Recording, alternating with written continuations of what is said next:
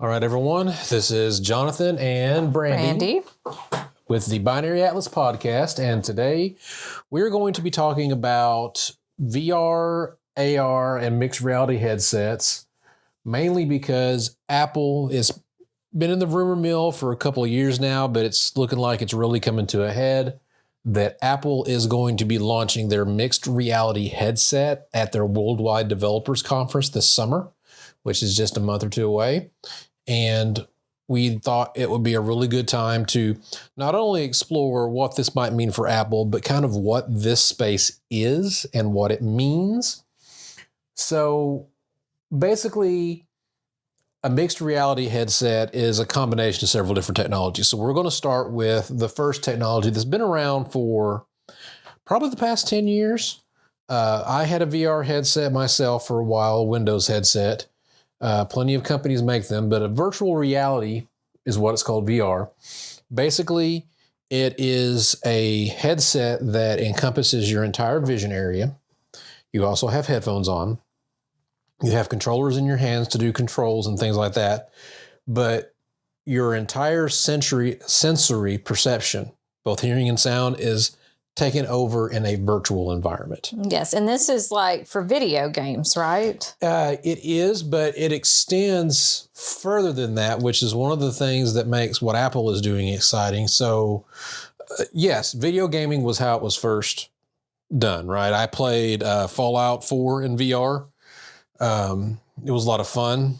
I enjoyed it, but Windows kind of took it to another level. There was a house, your home center that you appeared in, and you could put things on the wall, right? Okay. So you could have a virtual office where you had giant hangings on the wall of websites or charts or things like that.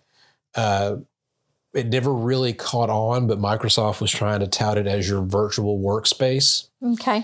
That kind of brings up something. I mean, it is technology related, but it's old technology.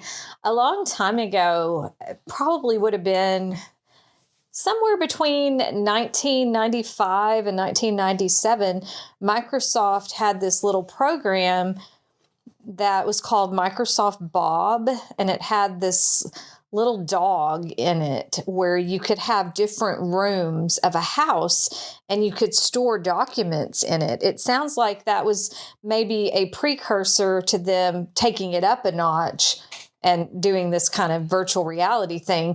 You know, because you said like you could hang pictures on the wall and stuff like that and have websites. This one, of course, I played with it before my family actually had internet.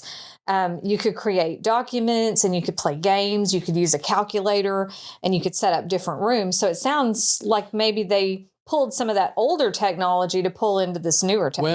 Well, I think basically this idea gets reinvented every couple of years because it doesn't really catch on. They don't really hit all the nuances they need to make the technology viable and usable, right? Makes sense. Now, Microsoft did that with the headset, right? Microsoft's next little voyeur was their HoloLens. This is something I've not tried. I don't expect that I'll get the chance to try it because it's an incredibly expensive headset. It's like $5,000 or $6,000. It's considered a business class headset. A company's meant to buy it, right? Not an individual person. And what exactly would a company do with such a headset? All right. So, here again, the rumor mill is that Microsoft will probably stop development on this, right? But what they tried to tout HoloLens as is, let's say you're a automobile designer. Okay. You have on your computer, you've designed your mock-up of what your automobile is going to look like in 3D, right? Mm-hmm. But you're seeing it on a screen, right? Okay. You put on this HoloLens, which kind of looks like a stormtrooper half helmet looking thing. It's kind of clear. You can kind of see through it, right? So it's augmented reality, right? Okay. And then you would look over at a table, and then up would pop your car. Okay. And you can walk around it and look at it. Okay. And so augmented reality then is where you do see your regular environment, but there's something superimposed on top of it. Is that right? Yes, that's correct. Many companies have tried this. VR came first, right? Okay. Augmented reality started up. Okay. Microsoft tried it. Google tried it. So Google Glass. I don't know if you remember that little failed experiment. I do remember hearing about that. That was another augmented reality thing. So the whole point is that basically you overlay something on what you see. This is honestly the technology I have been the most excited to see come to fruition someday. Let me give you my take on what that future would be. That future would be, I walk into my office, there is nothing on my desk but a keyboard and a mouse, right? There's nothing. There's no monitors. There's no computer. There's nothing, right? But the moment I walk into my office, monitors pop up all along the walls, right? With all the stuff I need to see for my job. Okay. Right. So instead of having physical monitors, screens just appear out of nowhere. That sounds very CSI-like. Yeah.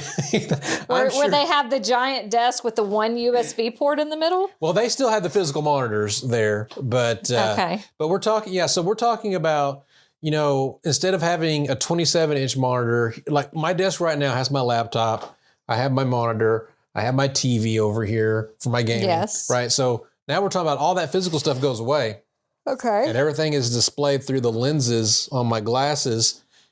And I could have as many monitors as I want. If I decided it with my workflow, I needed 5 monitors, right? Okay. You could just add them. I could just add them. There's no needing to buy more physical hardware, right? Okay. And so let's say, though, that you have someone in your office and you need to show them something. Would you then have a second headset that a visitor? They would have to, they couldn't see it. They would have to have the same augmented reality glasses on. I don't really know how that scenario would play out. Okay. But I also envision it, I'm a network guy. I'm an IT director by trade. So, I walk in my office, I also see a chart of the bandwidth profile of the main internet connection. Okay. Let me know how it's performing. I have stats on all the servers and how they're performing, right? And they're just there. They never go away. If I am curious as to how things are running, I look up and there they are. You could get an alert notification that something's going on, and you look at the section of the wall where you've laid out all your alerts, and you can see physically all the alerts happening. Okay. I could see it being very useful in certain types of work situations. Microsoft saw it as going all the way down to the consumer. Now, how they did it with the consumer was, and I remember the commercial for this. It was so funny. So this lady's at home, and she puts on the headset, and she's looking at her plumbing. Okay. Under the sink. And a plumber remotely is telling her, all right, well, what you first need to do is you need to disconnect that pipe. And the plumber does something on a tablet with a pen. And all of a sudden, in her vision, a little arrow appears around the pipe flange, indicating which direction she needs to turn it. Okay. Right? So he's walking her through how to do a repair. Gotcha. Now, supposedly Microsoft used this in aerospace, where a aircraft engine mechanic would put this on and walk up, and it would walk them through all the service steps to service that engine. Okay. Again, this is not something I've physically seen, so I don't know how well it went over, but that was Microsoft's take on augmented reality. Right now, what most companies are shooting for, and what I think Apple is shooting for with this headset, is going to be called what's called mixed reality. Okay.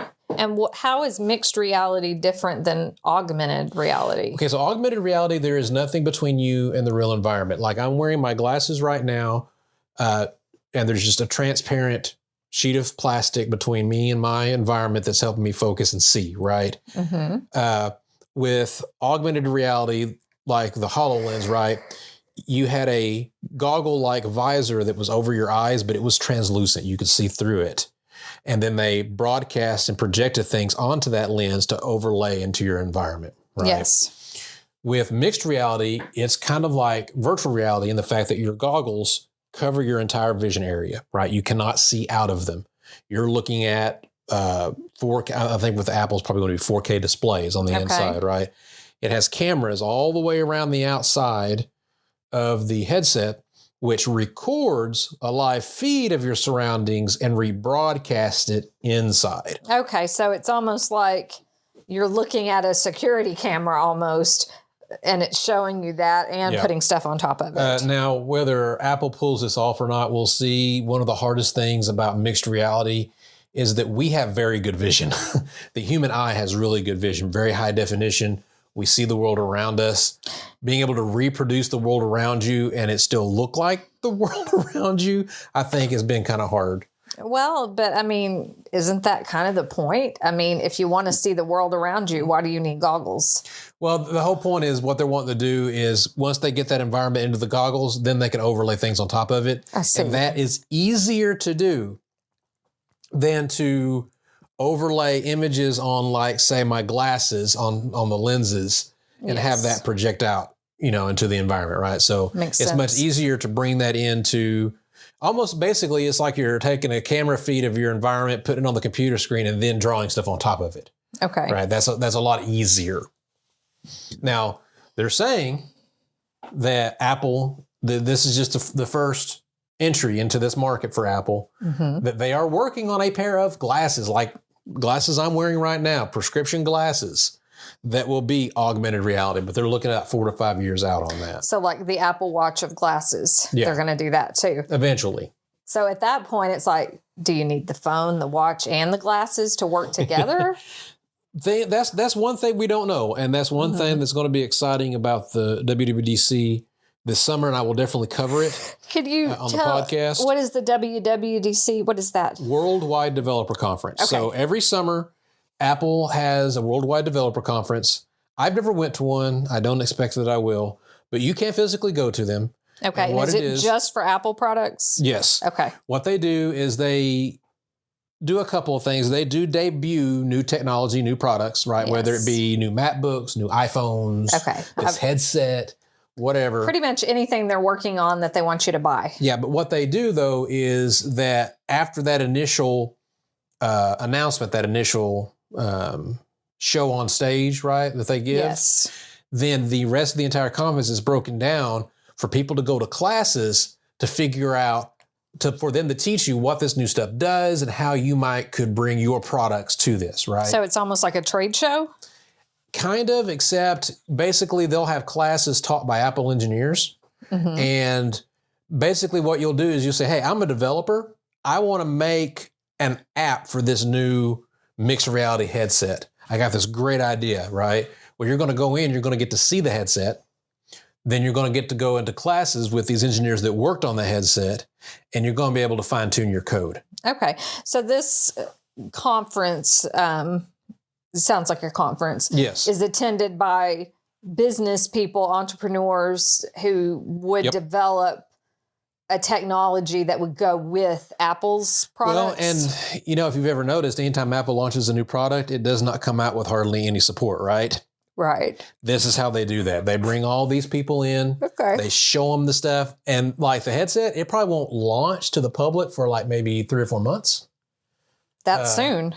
After the conference. Because they want to get the developers excited about it.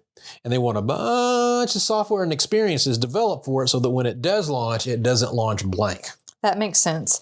And then at the same time, do they rely on some of these developers to work out any bugs that might be in the system? They do.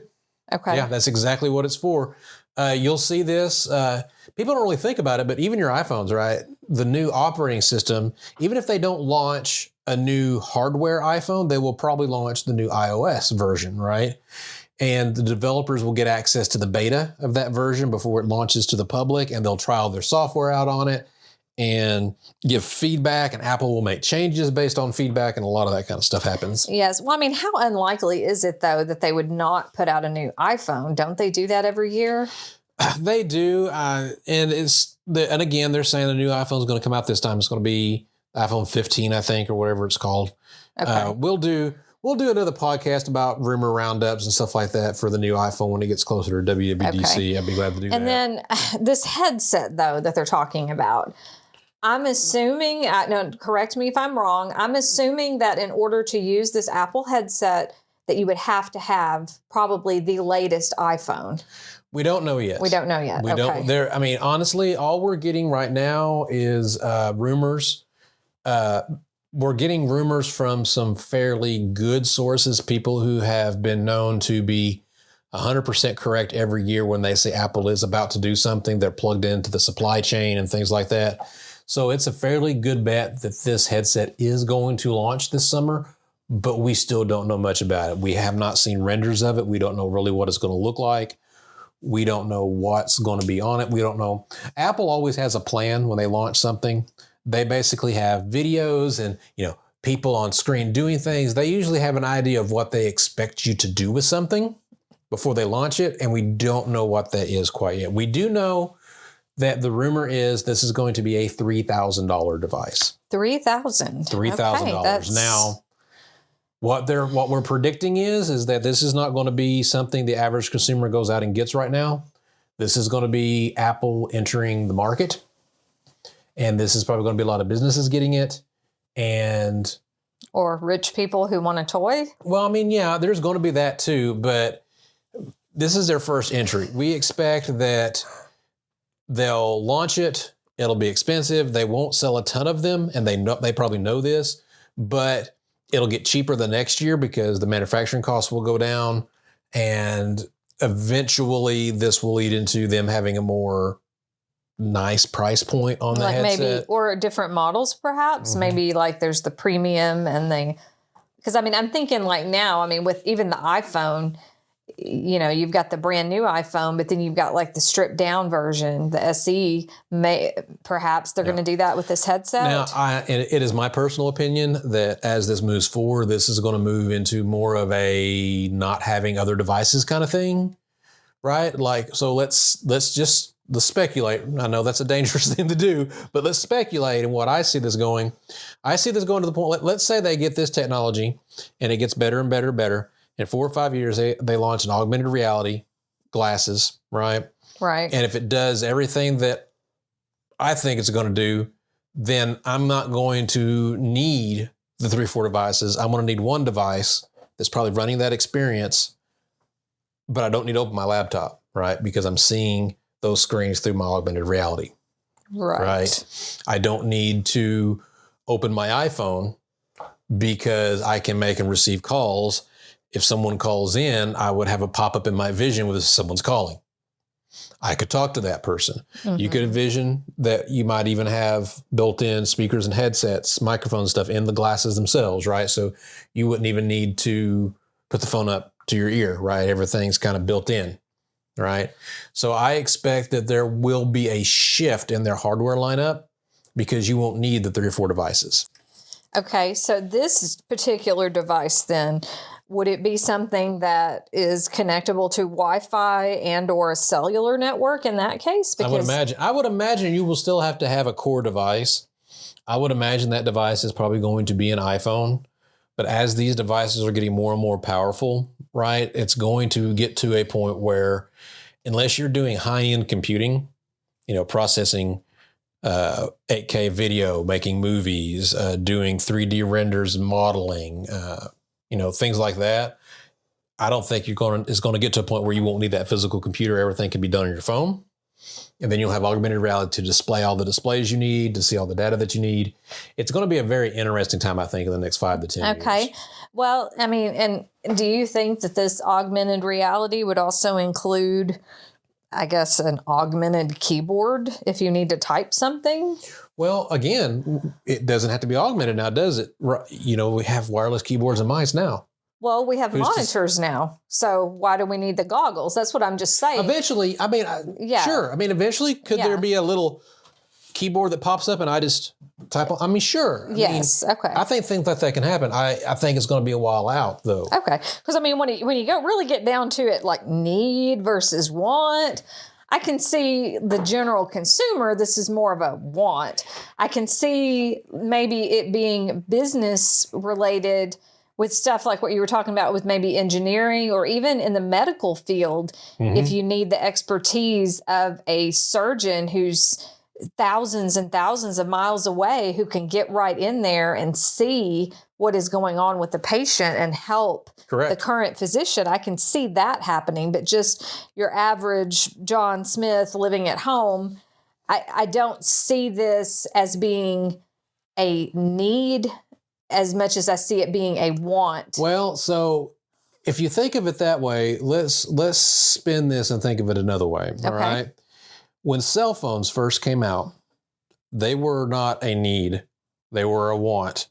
And they were expensive and they were carried by people who had money and convenience, right? You had people who... Your Wall Street guy. Yes. Well, I'm saying you had your Wall Street guys, you had your... physicians who needed to be reachable all the time. Because it was incredibly, incredibly expensive. But as the technology got better, it got cheaper.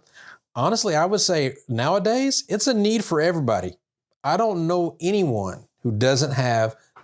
You don't have to have the latest and greatest, but doesn't have some kind of cell phone. Well, right? And that makes sense to me in the cell phone aspect right now, simply because most people don't have home telephones anymore. That is a rarity. But all that really is a paradigm shift. Yes. Right. And that's what this may be the cusp of. Right. Okay. I'm not saying that this is going to be affordable or practical anytime soon, but neither was the cell phone. That is true. Neither was the television.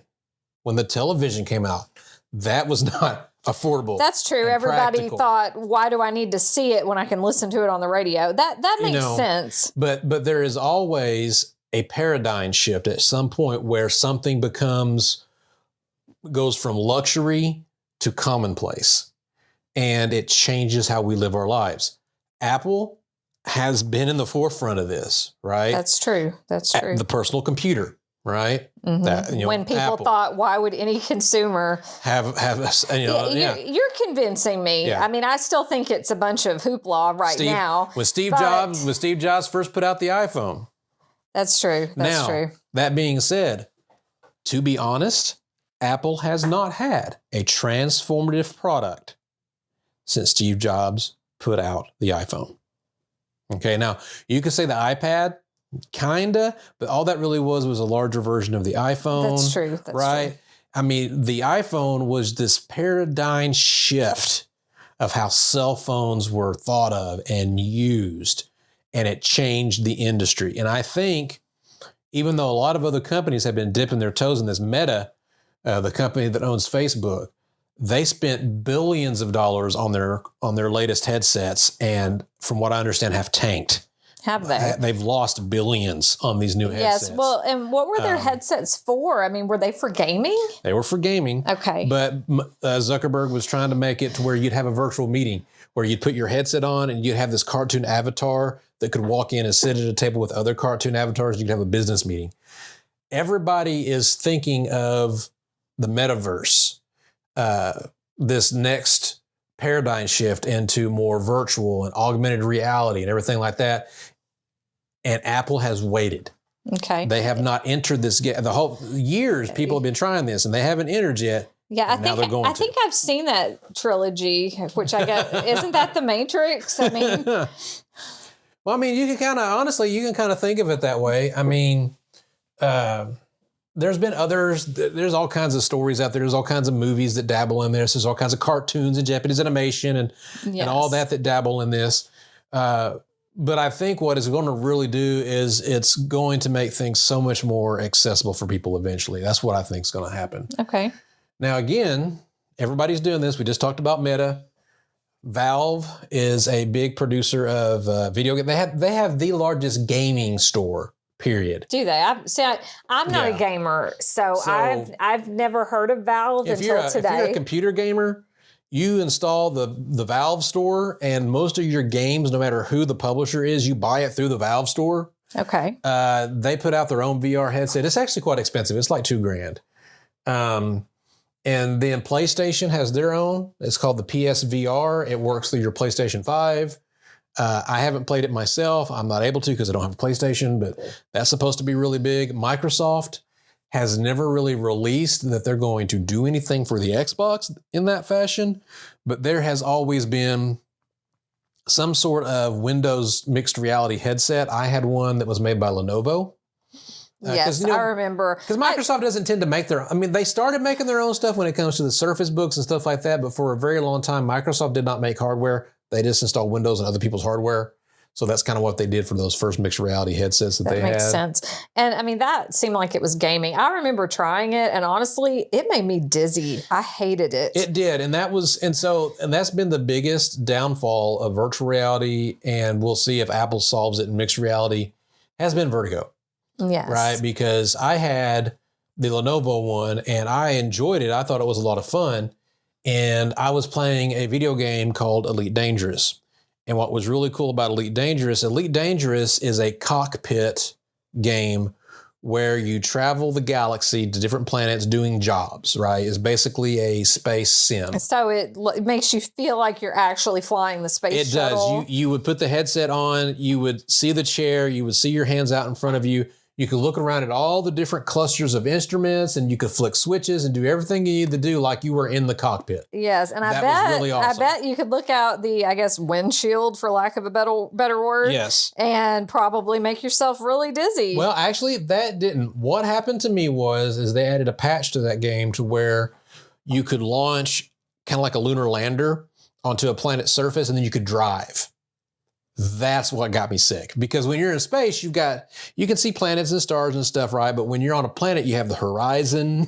Yes. And the planet had low gravity. And when I would hit a bump, I would fly up in the air and back down. And I all of a sudden started getting sick. And the funny thing is, once I did feel ill and had to stop playing, I couldn't play any game. I was fine until that moment. But once that moment happened, no matter what game I tried to play, I got motion sick. That's very interesting. And that's one of the reasons why I got rid of the headset. Well, and that's interesting. Like you mentioned motion sick. Like typically people who get motion sick do it in a vehicle. See, I don't get vehicle sick, but the virtual reality sets, or even, movies in 3D make me have that vertigo sensation. So I can't do it. But it's going to be, it's a hard space, right? Because, my wife and I, we both wear glasses, right? Yes. So the headsets either have to accommodate the glasses that I'm wearing, because I still have to have them on to see. Yes. Right? Or they have to have their own lenses in the glasses that are my prescription.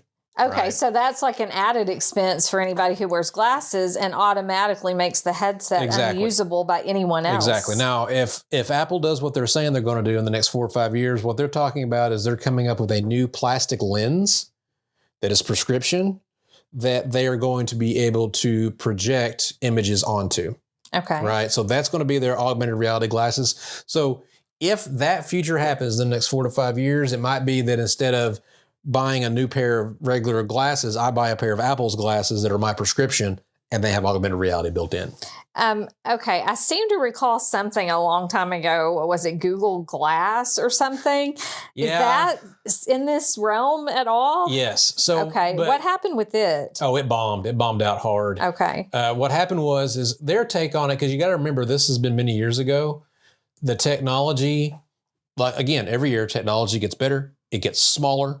It gets cheaper, right? So back then it wasn't smaller, and it was like this giant pipe that you wore on the side of your glasses that had a prism that come out in front of one eye, like a glass prism in front of one eye, and that's almost what like made a monocle type situation. No, real quick, let me pull it up on the computer so Brandy can see what this thing looked like. We'll add this to the show notes as well. Yeah. Okay, I see what you're talking about. It looks ridiculous. Completely ridiculous. Yeah, that's it right there. Yeah, I can see why it bombed. And you know what? One of the funny things that happened with this thing is people get attacked if they had them on. Why? There would be people who would think you were taking pictures or video of them. Oh. Because you were looking in their direction.